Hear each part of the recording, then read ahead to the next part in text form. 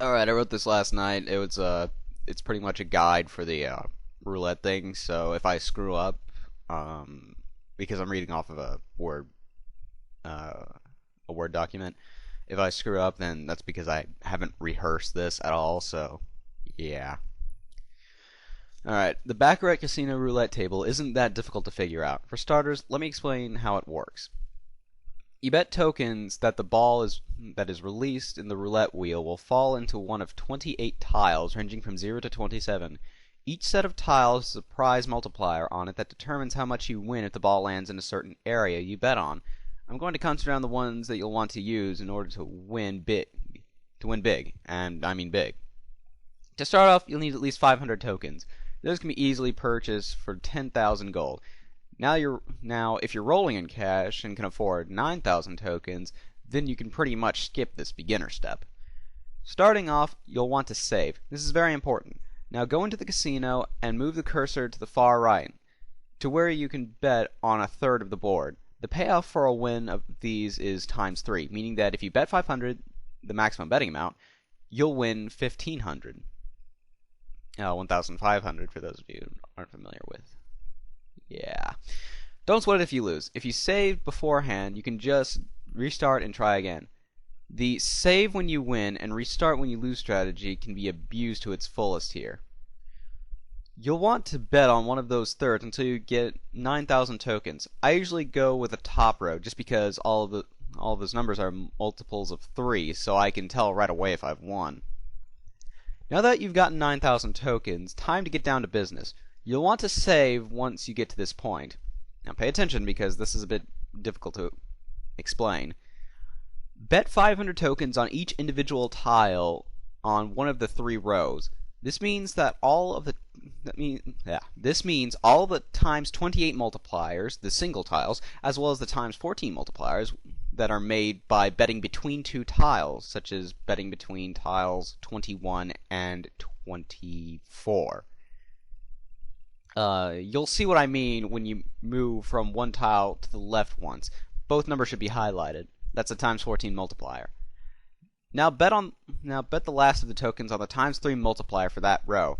The reason behind this is that you would have to bet on all those possibilities, that you should have bet on all those possibilities for that row, meaning that if you bet on that the row will win, and it does, you'll get an extra grand in payback. The math calculating the end result isn't very complicated, but it ends up being around 29,000 tokens, if you do it right. The exception to this is if the ball landed on a number that is at the end of the row where it isn't surrounded by 2 times 4 multipliers. An example of this would be number 27 in the top row, because it's only next to 1 times 14 multiplier. The payoff for this scenario is more along the lines of 24k. It isn't anything too bad, but it can be irritating knowing that you aren't getting back at least 3 times the amount you put in. Now it's time to play the patience game. This will take a while, and in truth, to prepare myself for the final sets of the DQ8 walkthrough, it took me around 2 hours. Remember, save when you win, restart when you lose. If you aren't too keen on the idea of resetting every time you lose, then you can easily figure out that as long as you have tokens in increments of 9,000, you can just bet again. Say, for example, you have 21,000 and lose a round. You'll have 13,000 left, so you can play another round and gain back your losses. And that's the roulette game in a nutshell. I did this until I was able to purchase 5 Saints Ashes and 3 Liquid Metal Armors, and I still had enough to buy a Platinum Helm and 27 Magic Waters from Pickens Casino. It will take a while, but it is well worth the effort. The most expensive item you can get in the casinos is the Gingham Whip, or however you pronounce that. The most powerful whip in the game. It can hit all enemies, not just in a group, and it has an amazing attack value.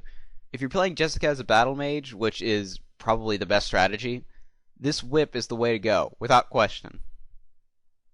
Now, I didn't get the Gingham Whip because, well, getting the Liquid Metal Armors in and of itself was really, really, really tedious, and I just did not feel like it.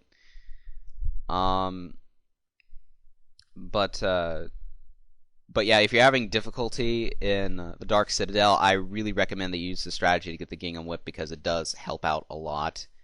being able to hit all enemies on the field, even if it is for moderate damage, it still hits all enemies.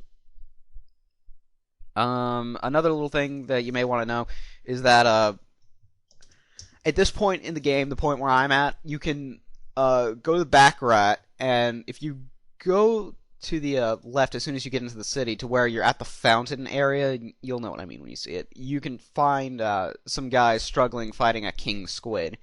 If you help them out, they'll give you 200 tokens as a bribe not to tell Cash and Carry that they suck.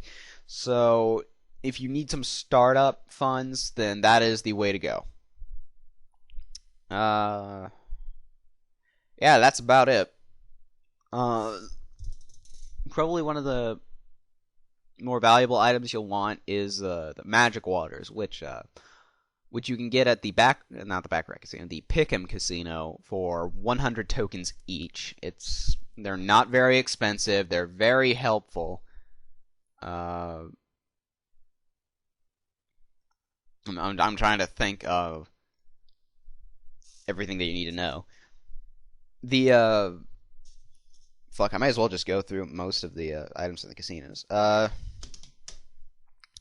Saint's ashes are used to purify cursed objects. So, for example, combine what was it? I'm trying to think of one where you just need one Saint's ashes, because usually you need two or with another item. I'll just use one that I know of. If you get the Ruinous Shield and combine that with Saint's Ashes and Orichalcum, you'll get the Metal King Shield, which is very, very good. If you combine the Hades Helm with Saint's Ashes, I think it's just one Saint's Ashes, then you get the Mithril Helm. You can combine that with Milk and Cowpat, I think, to get the Raging Bull Helm, which is an even better helmet. Let's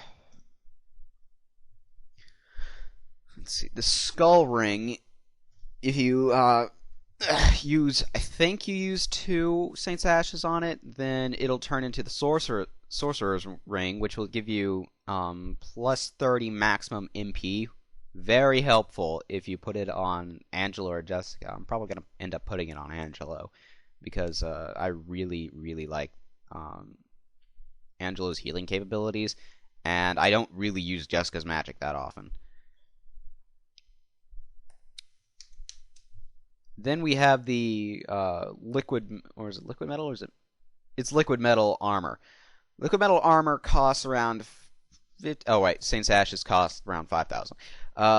Liquid metal armor costs around 50,000 tokens. It's really expensive, but really nice, because it gives you one of the best defensive ratings in the game, and it reduces damage done by magic by 2/3.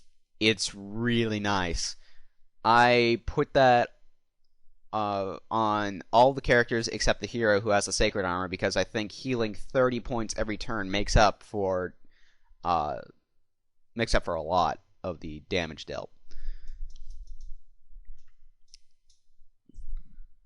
You can also get the Falcon Blade for 10,000. Now, I didn't do a Falcon Blade run because, well, I already have the liquid metal sword by the time you're hearing this, and I don't use swords for Angelo, so I didn't see much point in it. But the Falcon Blade is pretty cheap. It costs only 10,000 tokens. When you attack regularly with it, it does 2 attacks like a normal Falcon Blade ability would. And if you use the Falcon Slash ability with the Falcon Blade equipped, you do 4 consecutive attacks.